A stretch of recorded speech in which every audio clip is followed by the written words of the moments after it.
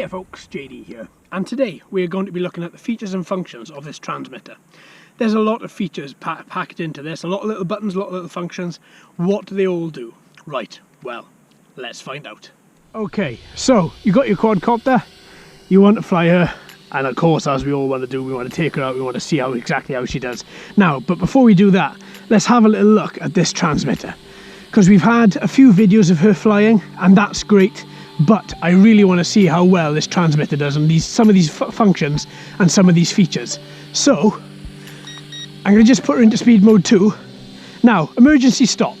So when would you use this? Well, if you're ever getting into any sort of emergency and you want the motors to cut out straight away.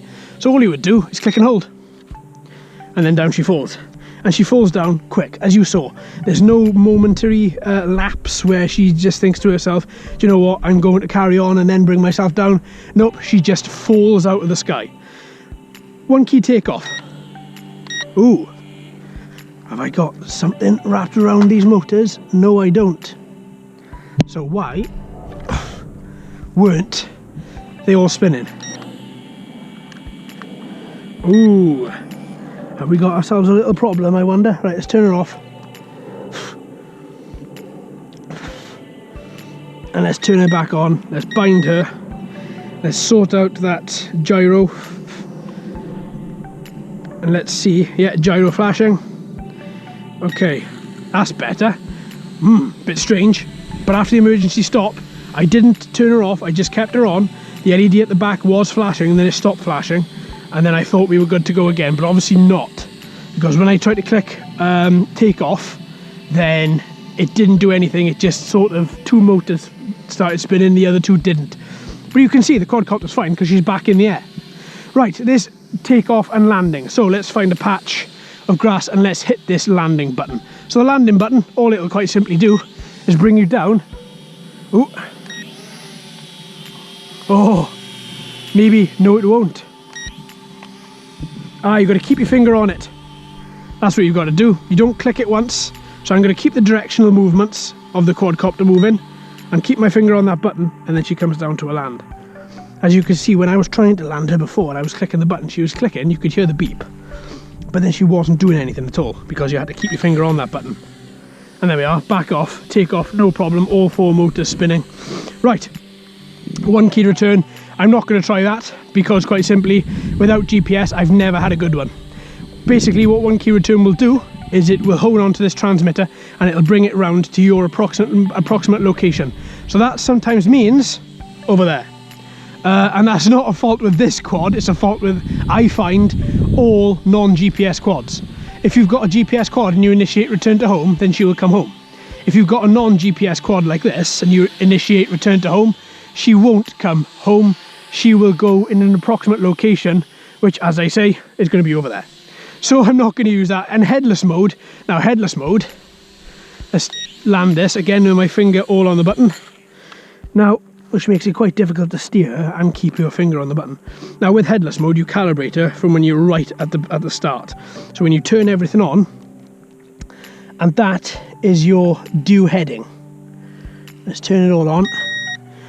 Okay, so what you want to do is click headless mode.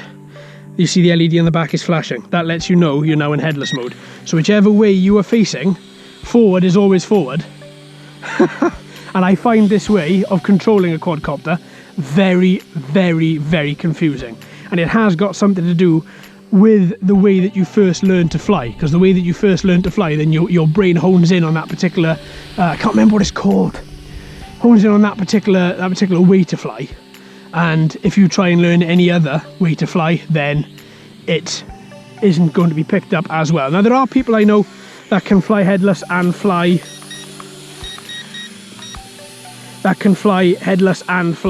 non-headless. I can't. I'm not one of those people. So let's turn everything off. There we go. As you can see, my headless flying ability there was absolutely terrible. And then back up again. And then we have the speed switch. So over on the left, so you click it once for speed mode 1, second for speed mode 2, third for speed mode 3, and you get a beep according to whichever speed mode it is. 1 beep for 1, 2 beeps for 2, 3 beeps for 3. 3D flip. So 3D flip is quite nice, quite simple. all you do is click it and then move direction on the right analog stick. And whichever way you move, up, down, left or right, is the way that it flips. As easy as that. Perfect. Okay, lovely. Flyer. So, yeah. So all in all, it's very simple, it's very easy, you've got full control. And also with some of these functions and features, if you did just want to stop her, so say if she was either gone out of transmitter range or going out of transmitter range, but you didn't have enough to turn her, you may want to try emergency stop. And that way then she'll just cut out all the motors and just literally fall to the ground, exactly as you saw with the first time that we tried this.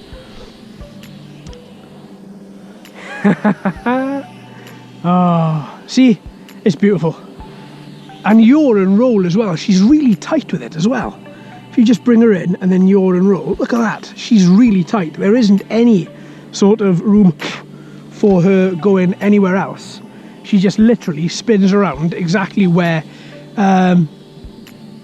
she is, and you're not having any problems whatsoever. Look at that, very, very tight. Unlike yaw, where you're just moving and quite literally moving left to right. With roll as well, you're bringing that in and you're making that a little bit tighter. So you get that sort of a movement. You're just rolling her.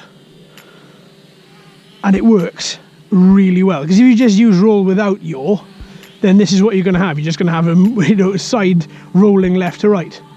But yeah, I like her. I do. This is the 4th flight of this little thing, and yeah, so far I'm I really like her. Flown her indoors. This is my 3rd flight outdoors, and she is yeah, very good, very, very good. Again, that FPV boom is doing nothing but annoying me that I can't actually fly FPV with this. But I suppose if I had a pair of FPV goggles which allowed your smartphone to be attached to them, then I suppose I could get around it that way.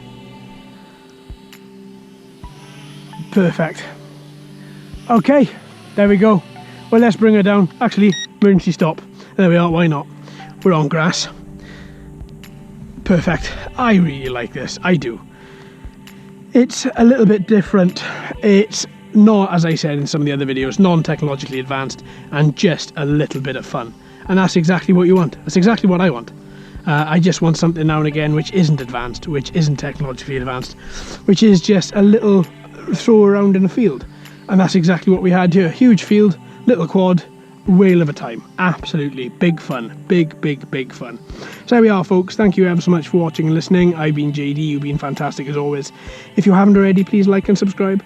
Hello and welcome to all the new subscribers. I hope you're enjoying the channel. So until next time, my friends, happy flying.